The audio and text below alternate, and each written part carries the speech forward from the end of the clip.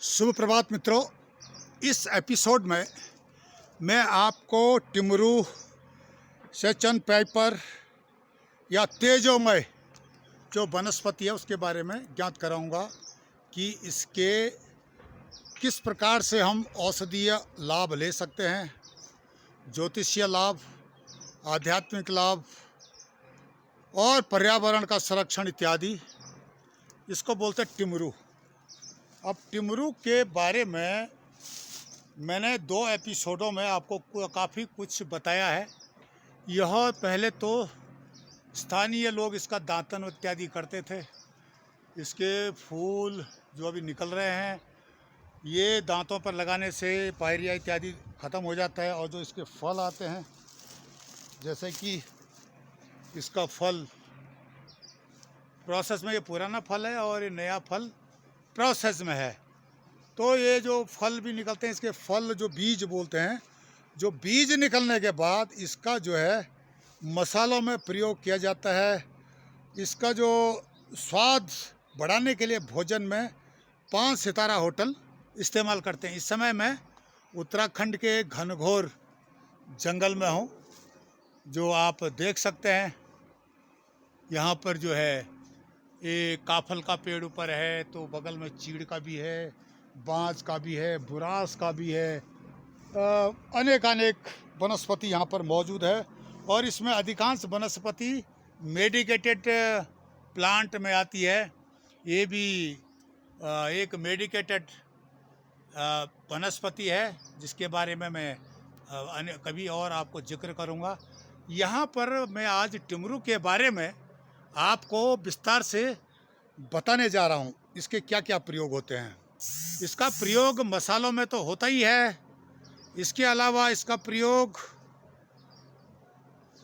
यंत्र मंत्र तंत्र साधना के लिए होता है। जितने सिद्ध बाबा हैं, जो साधु हैं, सन्यासी हैं, इसका जो मोटा तना है, जैसे आपको नीचे दिखाई दे रहा है, इसके मोटे तने को काट करके लाठी इत्यादि बनाते हैं। एक नीचे भी लटका हुआ है, वो तना है। वैसे इसको जो है उत्तराखंड सरकार ने दुर्लभ वनस्पति का दर्जा दे करके इसका काटना, इसका दोहन बिल्कुल कंट्रोल कर दिया है, रिस्ट्रिक्ट कर दिया है। और इसको जो है काटने वाला, दोहन करने वाला जो भी पकड़ा जाएगा, इसकी जो है मतलब स्मगलिंग इत्यादि जिस प्रकार से वनस्पतियों की होती है, करता हुआ पकड़ा जाएगा तो उसको कठोर दंड देने का प्रावधान उत्तराखंड सरकार ने बनाया हुआ है। तो याद रहिए, आपके पास 2 या 3 डंडियों से अधिक नहीं होना चाहिए। और अगर आपके पास है तो इसको आपको तुरंत वन विभाग को सौंप देना चाहिए। अगर आप इस प्रकार से नज़रों में आ गए तो हो सकता है कि आपको बहुत कुछ लेने के देने पड़े। तो ये वनस्पति दुर्लभ वनस्पति है, टिमरू बोलते हैं इसको, तेजोमय सेचन पाइपर।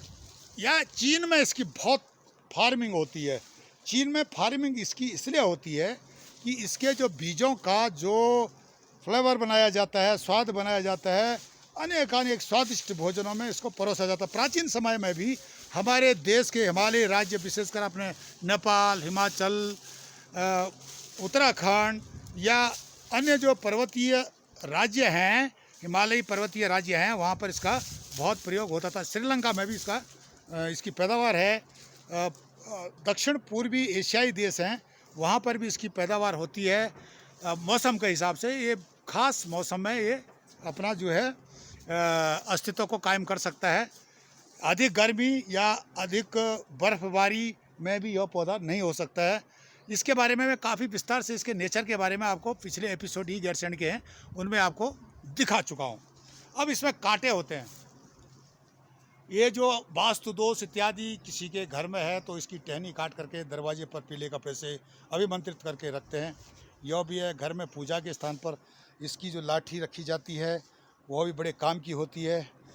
इस प्रकार से अध्यात्म में तो इसका प्रयोग होते रहा। लेकिन दवाओं में विशेषकर पायरिया की बीमारी होती, दांतों की बीमारी, पहले ज़माने में इसकी जो छोटी छोटी टहनियाँ, इस तरह की टहनी है, इसको काट करके दांतन बनाई जाती थी। इसके छिलके को निकाल करके, दबा करके और इसको काट करके, इसको पाउडर नमक के साथ, कोयले के साथ ग्राइंड करके इसका टूथ ब्रश या हाथ से आप इसका दांतों की मालिश करते हैं तो आपका जो दांतों से खून निकलना, पायरिया, पीलापन, ये सब समाप्त हो जाता है। ये परखी बात है, मैंने खुद परखी है और आज भी मेरे दांत बिल्कुल सही है। मैंने टिमरू का जो पेस्ट किया है, मेरे दांतों में कभी कभी खून आ जाता था, मतलब पायरिया की शिकायत शुरू प्रारंभिक अवस्था थी, मेरा बिल्कुल ठीक हो गया है। इसी तरह से यह एक औषधीय पौधा है और आध्यात्मिक पौधा भी है, पर्यावरण के लिए बहुत सुंदर पौधा है।